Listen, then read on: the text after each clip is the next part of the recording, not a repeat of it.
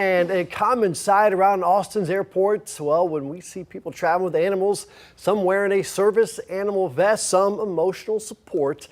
But these dogs aren't just pets, they are working.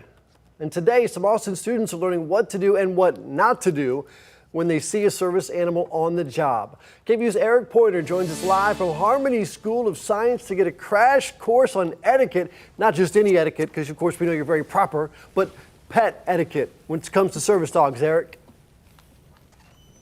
Yeah, that's right. I've already gotten my crash course this morning because we have the dog in the building. And so we know that Lieutenant Alexander Kingston will be introducing the students to Kano right here, and he'll be giving them a crash course. So kind of explain to us, introduce us to Kano and tell us a little bit about it. All right. So again, my name is Lieutenant Alexander Kingston, and this is my buddy, Kano Alexander.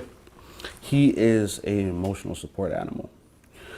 Basically, what he does for me is that I have PTSD. So when I'm having nightmares or whatever it may be, he nudges my hand or jumps upon me to wake me up to make sure that I'm A-okay. So that is his job. And plus, we also have kids in the house that have ADHD, so on and so forth. So he also assists with that also. Okay, and so what are you going to be teaching the students today? So what I'm going to be teaching the students today, that it's important to respect a service animal, not only a service animal, but themselves and each other. Okay, and so kind of what's the difference between a service animal and an emotional support animal? So the difference between a service animal and an emotional support animal is a service animal, he or she is, how can I put it, they have a job that they have to do. They're like, that's their job specifically, nothing else, nothing more. An emotional support animal is actually an animal that makes sure that your mind, that you're perfectly fine. They want, that's their first thought is, are you okay? I'm not gonna leave from you if you're not okay. You know, so that's the difference between an emotional support animal and a service animal. Okay, and the most important question I've been waiting for all morning long is, can I pet Kano? Yeah, sure, by all means.